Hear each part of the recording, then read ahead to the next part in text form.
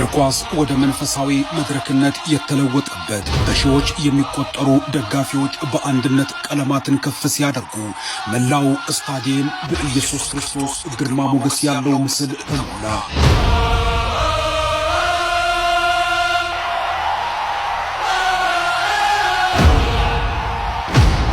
ተጫዋቾች በድንጋጤ ቆሙ።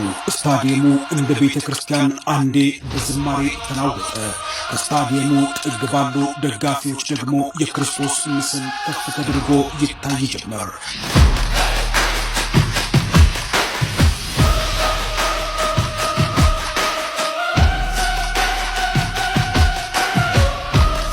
ሌላው አስደናቂ ክስተት ደግሞ በአውሮፓ ፓርላማ ምክር ቤት ውስጥ የተፈጸመው የኦርቶዶክሳውያን ምስክርነት መላውን አውሮፓን የናኝና የዋጥ ዜና ነበር።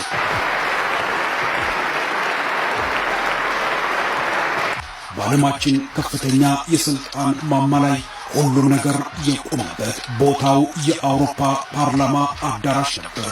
ሕግ፣ ፖለቲካና የዓለም ውሳኔዎች በሚተላለፉበት በዚህ ታላቅ ስፍራ በድንገት ሁለት ወንዶች በድፍረት መሃል ለመሃል ቆሙ።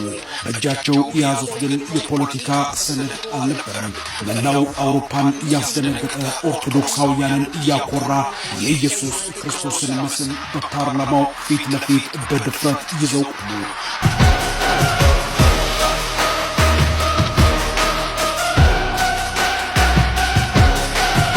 እነዚህ ሁለት ጋራ ምስክርነቶችን በዝርዝር እንመለከታለን። አብራችሁኝ እንድትቆዩ የምጋብዛችሁ ሙልጌታ ስዩም። ቤት ለመግዛት አስበው በቂ ገንዘብ የለኝም ብለው ተጨንቀዋል። እኛ ለዚህ ጥሩ መፍትሄ አለን። በኮሪደር ልማት ባሸበረቀው በለቡ መብራት ኃይል የቤት ባለቤት መሆን ምንኛ መታደል ነው። እርስዎ 40% ብቻ ቀስ እያሉ ይከፍላሉ። እኛ ቀሪውን 60% የረዥም ምቹ የሆነ የባንክ ብድር አከፋፈል አመቻችተንልዎታል። ግንባታቸው 85% አሊያም ከ30 እስከ 50% የደረሱ ቤቶችን እንደ እርስዎ ፍላጎት ልናስተናግዶ በካሬ እስከ 7,000 ብር ድረስ ወይም ከ1.5 እስከ 4 ሚሊዮን ብር ቅናሽ አድርገን እየጠበቅንዎት ነው። ለበለጠ መረጃ ከታች ባለው ስልክ ይደውሉ። ዲኤምሲ ሪል ስቴት፣ ደስታው እዚህ ይጀምራል። ንጋት ኮከብ ሚዲያ፣ ንጋት ኮከብ። በሌሊቱ ብርሃን የተሞላ የእግር ኳስ ስታዲየም፣ በድምፅና በስሜት የተነቃቃ ሕዝብ። እግር ኳስ ከመሆኑ በላይ የሆነ አንድ ነገር ሊጀምር እንዳለ የስታዲየሙ ስሜት ያስታውቃል። ይህ ቀን የተለመደ የጨዋታ ቀን አይደለም። ይህ ቀን እምነት፣ ባህልና ስፖርት አንድ ሆነው የሚያስደንቅ ታሪክ የሚጽፉበት፣ የኦርቶዶክሳውያን ድፍረትና እምነት የሚታይበት ድንቅ ዕለት ነበር። ከሁሉም አንጻር አይኖች ወደ መድረኩ እየተመለከቱ ሲሆን በድንገት አንድ ነገር በስታዲየሙ ዙሪያ ተጀመረ። በአንድ ሰከንድ ውስጥ የነበረው የተለመደ የደጋፊዎች ምስል ወደ ታላቅ የኪነ ጥበባዊና ኦርቶዶክሳዊ ትዕይንት ተቀየረ። በሺዎች የሚቆጠሩ ደጋፊዎች በእጃቸው የያዙትን ቀለማት በአንድነት ከፍ ሲያደርጉ አንድ ግርማ ሞገስ ያለው ምስል በስታዲየም ውስጥ በተቀመጡ ደጋፊዎች እጅ ላይ ተፈጠረ። ይህ ምስል የእግር ኳስ ብቻ አይደለም። ይህ ምስል መንፈሳዊ፣ ኦርቶዶክሳዊ፣ ክርስቲያናዊ ይዘትና መልክ ያለው፣ ያውም በአውሮፓ ምድር ይበልጥ ደግሞ ክርስትናን ትተው ዓለማዊነትን በተከተሉበት በዚህ ዘመን የሰርቢያ ኦርቶዶክስ የእግር ኳስ ደጋፊዎች ያደረጉት ትዕይንት መላውን አውሮፓን ያናወጠ ክስተት ነበር።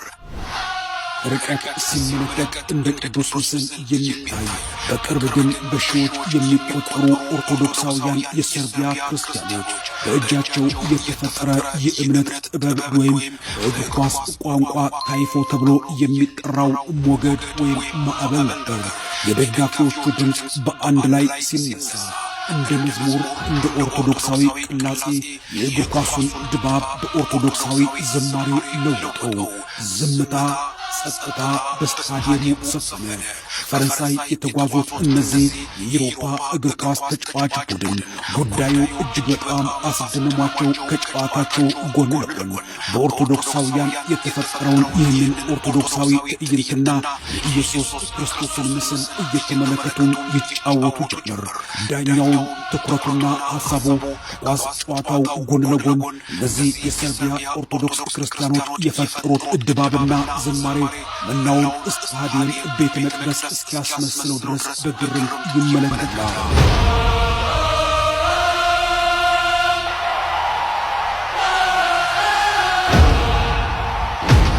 እዚህ ላይ እግር ኳስ እንደ ጨዋታ ብቻ አይታይም፣ እንደ መድረክ ይታያል።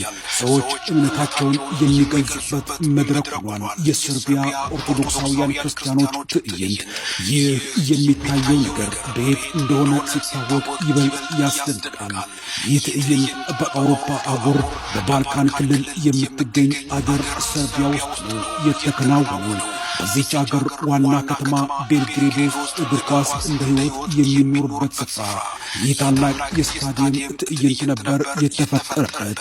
የዚህ ትዕይንት ጀርባ ያሉ ደጋፊዎች የክሬቭና ዚቬዝዳ ወይም ቀይ ኮከብ ቤልግሬድ ናቸው።